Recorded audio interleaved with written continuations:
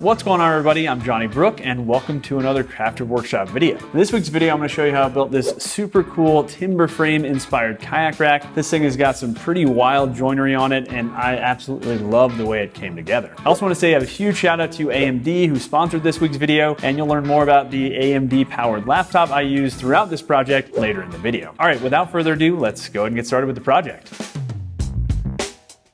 This kayak rack started out as these massive 16-foot long cypress boards, which I bought from a local lumber dealer here in Asheville. And I started the build by breaking down the boards into rough lengths at the miter saw, making sure to cut off any checking from the ends of the boards during this process.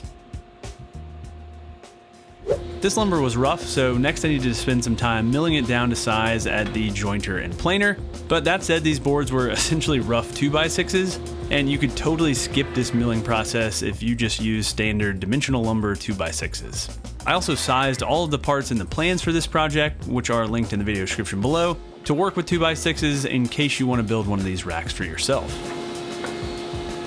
Anyway, I actually did this milling over the course of 2 days to allow the boards time to acclimate, and after milling the boards to final thickness, I could rip them to width at the table saw.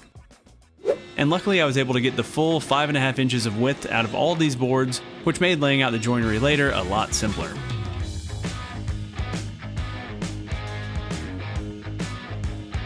After ripping the boards to width, I cut them to final length at the miter saw, and I know I've said it before, but I am loving this new stop block system. It makes cutting multiple parts to the same length so much simpler, and I'm kind of kicking myself for putting it off for so long.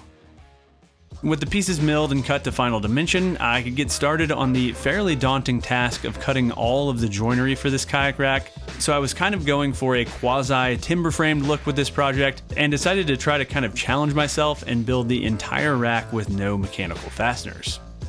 The first bit of joinery to work on were the through mortises at the top and bottom of the uprights, which are how the horizontal stretchers connect to form the frame of the rack. And there are a ton of ways to tackle this kind of through mortise, but I decided to make it kind of easy on myself and used a template, which I could cut on my X-Carve CNC with the assistance of this new AMD powered Dell Inspiron 14 laptop. After getting the file designed in Aspire, I exported it to Easel, the software that communicates with the X-Carve, and I could get to cutting, hovering over that e-stop in case I had screwed anything up with this new process, but luckily things went really smoothly. This was obviously an extremely simple first project for Aspire, but I'm already loving some of the more advanced features, like these 3D tabs, as well as being able to add these dog bone fillets to the corners of pockets like you see on this Mortise template.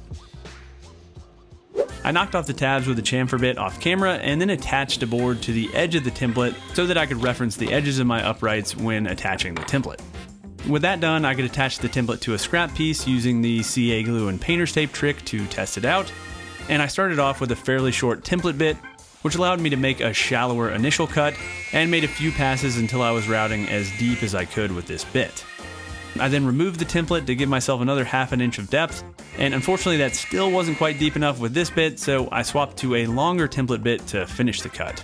Unfortunately, I didn't plunge deep enough on the initial pass with the longer cut and kind of dug into the side of the mortise, but overall this worked well and is definitely a great option for these types of mortises.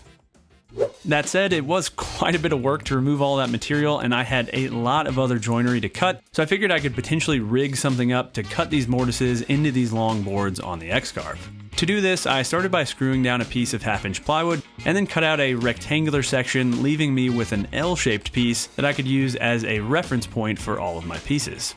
I could then load in one of the long uprights, which was way longer than the capacity of the X-Carve, but I was able to clamp it securely as well as add a roller stand to help support the overhanging end. I then zeroed the bit to the upper left corner of the piece, which I used as a reference point for all of the pieces I cut as part of this build, and then I could get to cutting, which went extremely smoothly. And because I was now using a smaller 1/4 inch bit, I could also reduce the size of those dog bone fillets, which looks a lot better, plus I could obviously work on other things while these mortises were being cut. After cutting the mortise, I realized that I had also modeled in a 2-inch radius on the top corners of this piece, which I was planning to awkwardly cut at the router table, but I realized I could kill 2 birds with 1 stone here and go ahead and knock that out while I had the piece on the CNC. Once that was done, all I needed to do to reposition the piece to cut the mortise in the lower area was remove the piece, vacuum up any dust, flip it end over end so that it'd be referencing the same edge, and then clamp it back in place and hit run.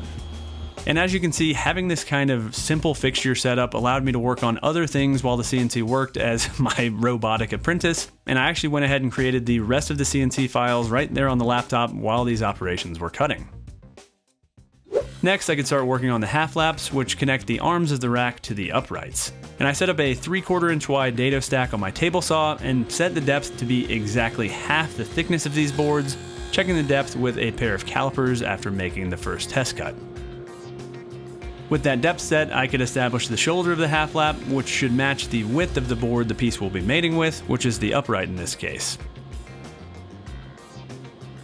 And now that the width of the half lap was dialed in, I could clear out the rest of the waist, and you can also see that I set my rockler crosscut sled to match the 15-degree angle I had already cut on the ends of these pieces, so that the arms would angle upwards at 15 degrees. After clearing the waist, I checked the fit one more time and it was dead on, so I could go ahead and cut the half laps on the rest of the arms. After the half laps were cut on the arms, I could get the matching half laps cut on the uprights, and I referenced my SketchUp model to get these locations. I marked out the locations on one of the uprights and transferred the locations to the other upright using a combination square.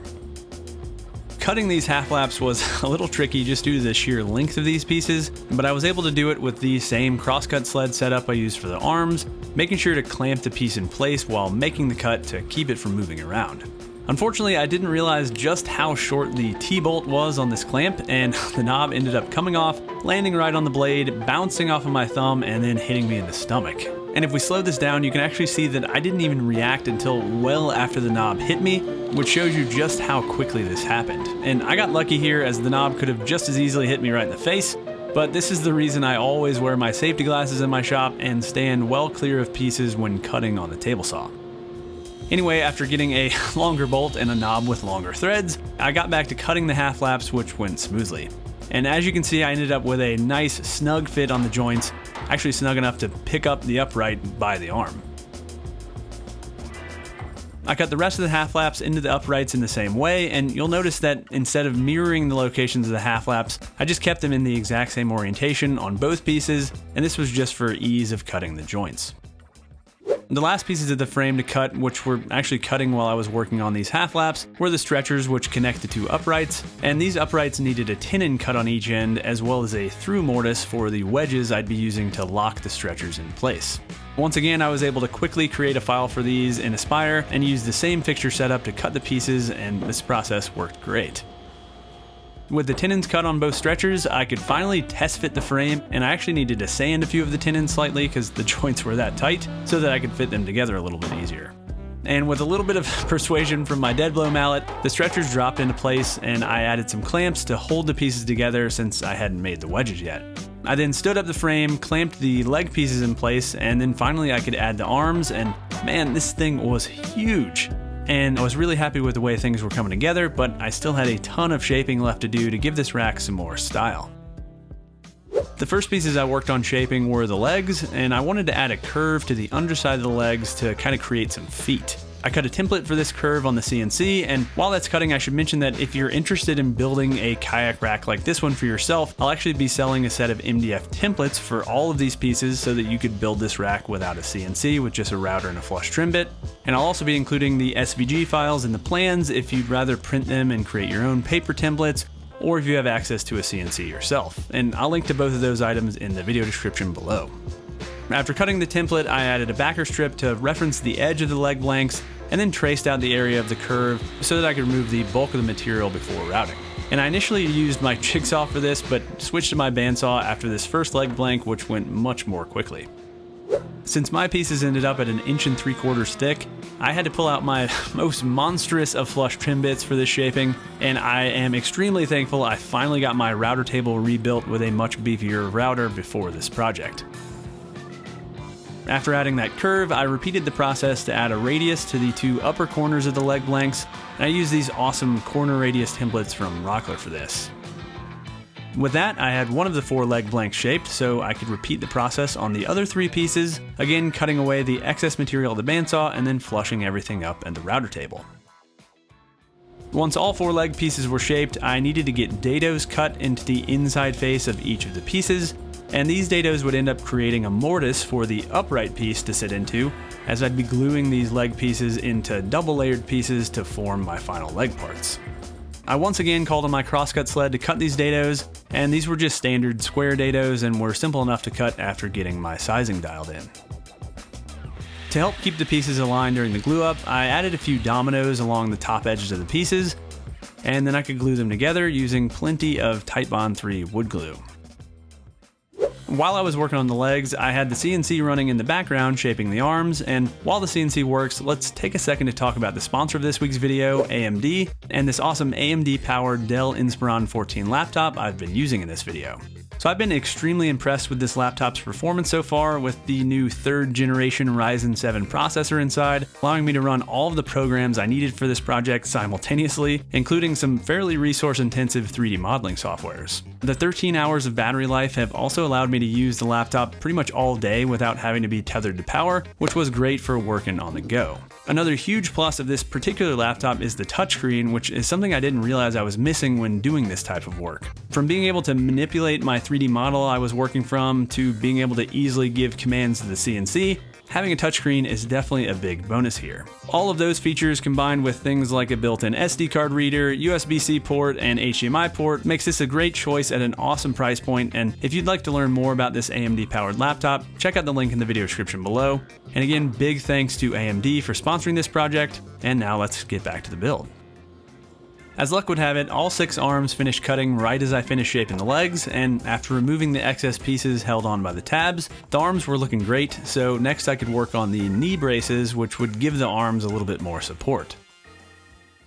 These knee braces were inspired by timber frame joinery, and I figured they'd be the perfect addition to this rack, although they were a little bit tricky to cut.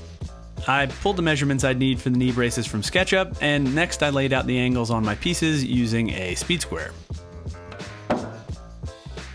I used this new Rockler miter sled at the table saw to cut the 60-degree angle on one end of the pieces, and then set up my stop block at the miter saw to cut the 45-degree angle on the other end, which also cut the piece to final length. After confirming the fit on the upright and the arm, I could then cut the rest of the knee braces to size at the miter saw. When I modeled the kayak rack initially, I added a continuous curve running from one end of the knee brace through onto the arm, and to cut this curve on the knee brace, I, of course, once again called on the CNC. And I also had the CNC square off one corner of the 45-degree end of the piece while I was at it. While that worked in the background, I got the router table set up to cut the tenon on the end of these knee braces, which is how they would connect to the uprights. And I used a 3/4 inch straight bit for this and made the cut in 2 passes, moving the fence before the second pass, which established the shoulder of the tenon.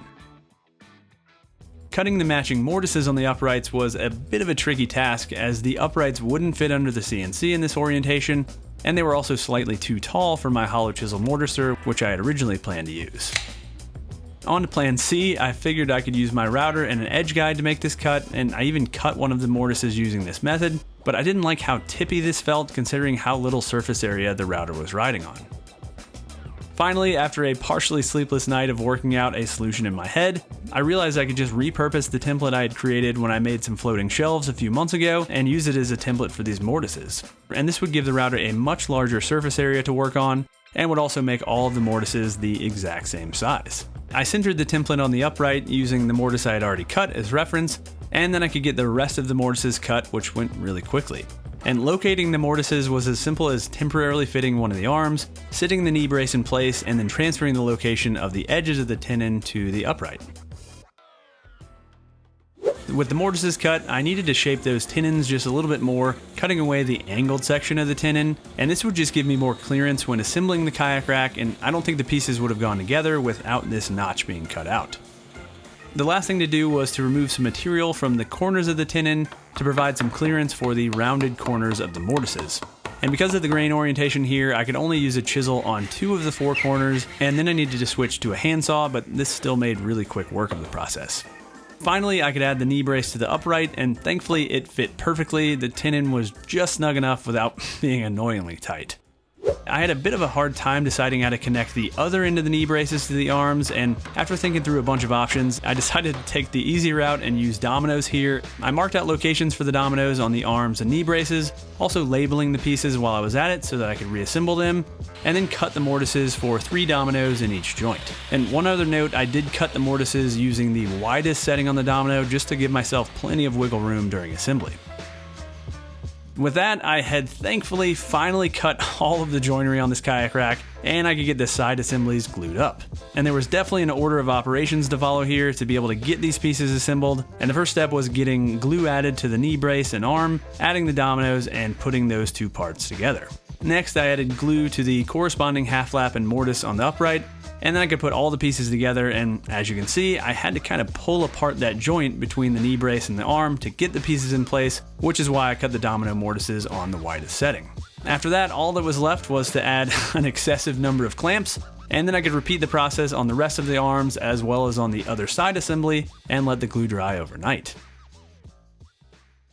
The next day, I had the fairly daunting task of getting all these pieces sanded and blended together, and while this was actually easier than I thought it'd be due to how soft cypress is, I still spent about 5 hours sanding and chamfering to get these pieces finish prepped. I started with my Rotex to get the sides of the rack smoothed out, flushing up all the pieces and removing any glue squeeze out,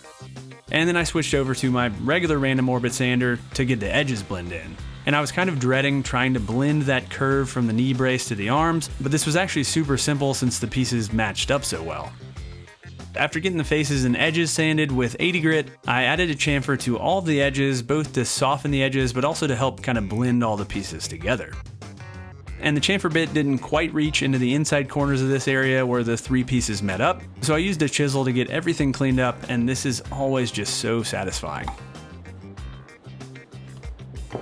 I repeated the process on the other face of the side, and it was looking great, with that curve flowing perfectly from the knee braces to the arms.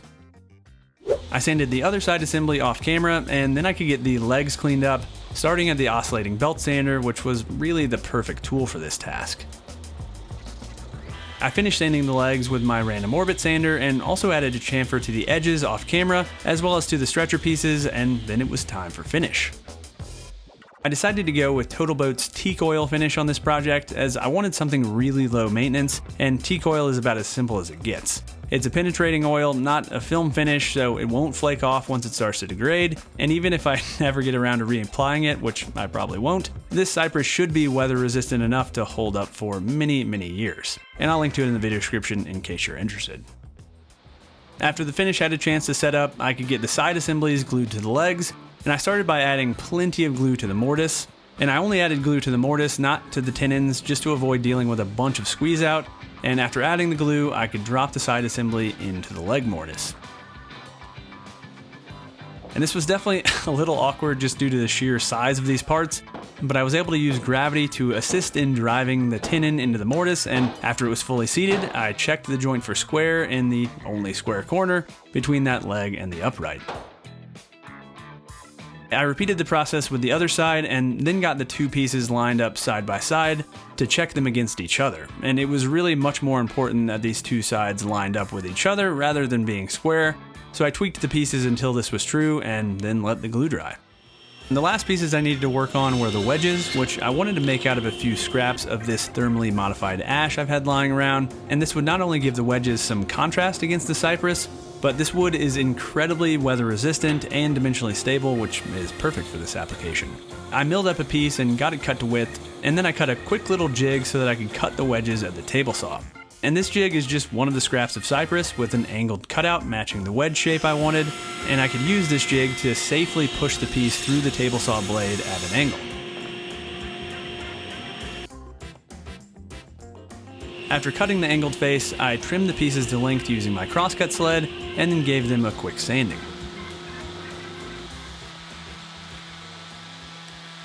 Before fitting the wedges and assembling the rack, I wanted to add a few pieces of HDPE plastic to the underside of the feet, which will just help keep the feet from staying in contact with water and rotting over time. I cut a few pieces to size at the table saw, countersunk some holes, and finally screwed the pieces in place on the bottom of the feet. With those added, I could finally get the rack assembled, which went really smoothly with a set of helping hands, And I used a scrap piece of this cypress to keep from denting the sides of the rack when seating the tenons on the stretcher, and then clamped the sides together when adding the wedges, just to reduce the chances of splitting the ends of the stretchers. With the rack assembled, the very last thing to do was to add a few strips of this neoprene rubber to the top edges of the arms, which will just keep our boats from tearing up the rack and vice versa. And this rubber is peel and stick and waterproof and applied really easily. Finally, after all of that work, I could get one of our kayaks loaded onto the rack and stand back to admire my work, calling this project officially complete. All right, hopefully you guys enjoyed this one. I really love the way this thing came together. If you guys want to learn more about all the tools and materials I used on this project, I'll have those linked down in the video description below. As always, I want to say a huge shout out to all of my YouTube members. You guys are awesome. Thank you so much for that support. I've definitely been pumping out some more of that behind the scenes content for those guys. So if you want to check that out, I'll have a link to that somewhere on the screen as well. Also, if it's your first time here, why not go ahead and get subscribed and ring that little notification bell so you don't miss my future videos. And last, while you're here, why not check out this other video of mine that YouTube thinks you'll enjoy. All right, thanks for watching, y'all, and until next week, happy building.